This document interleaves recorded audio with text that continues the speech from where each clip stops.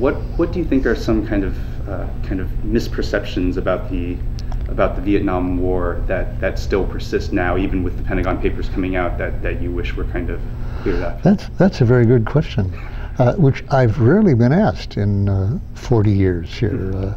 It really is very good. One very big one. First, it was a very hard war to end. It took a lot of luck and a lot of individual actions of various kinds and mass actions to end it. But the mass actions alone weren't guaranteed to do it, nor was the Vietnamese resistance to our occupation guaranteed to bring it to an end when it was. It could have easily gone on for years more. The misperception is of Nixon's ambitions and policies. He intended, I believe, actually to win the war, though he didn't want to use that name. You may have seen in the movie the line, we've got to use the maximum power of this country against this shit-ass little country to win the war. And then it goes on to say, he says, of course, we can't use the word win because it's kind of discredited, but others can.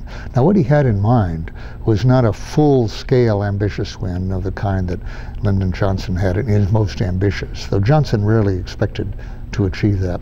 He wasn't going to get full control of the country for our puppet government, the Saigon government, in that. In fact, he had in mind leaving the Viet Cong in control of large parts of the countryside, the less populated parts.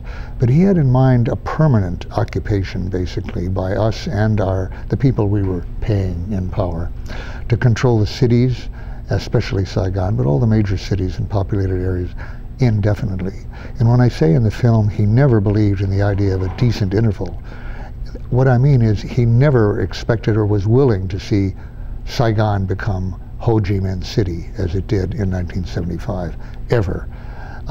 He was going to achieve this stable, cheap stalemate, cheap in U.S. lives, not in Vietnamese lives, by threatening the North that if they didn't take all the northern troops out of South Vietnam, he would devastate North Vietnam, even with nuclear weapons. He would hit the dikes, he would hit all the cities and the bases.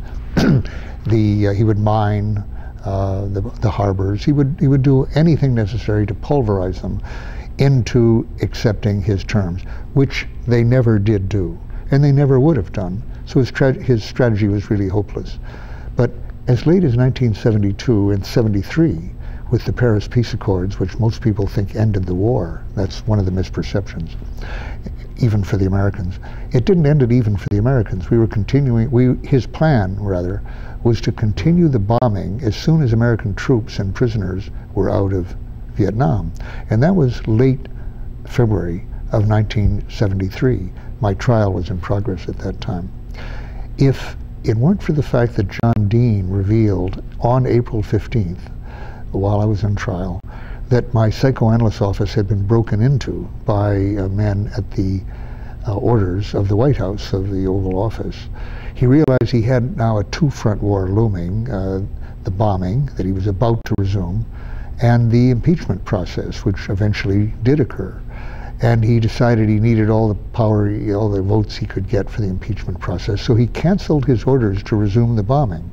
If he hadn't done that, that is, if Dean hadn't made that revelation, or if I hadn't scared him enough to take criminal actions against me that brought him down eventually, Nixon would have stayed in office. And if he'd done that, the war would have gone on for years. So this sense of how the war ended is, I think, wrong in most people's minds. There was a close connection between Watergate and the ending of the war, and in turn, a very close connection between Watergate and the actions that I had taken.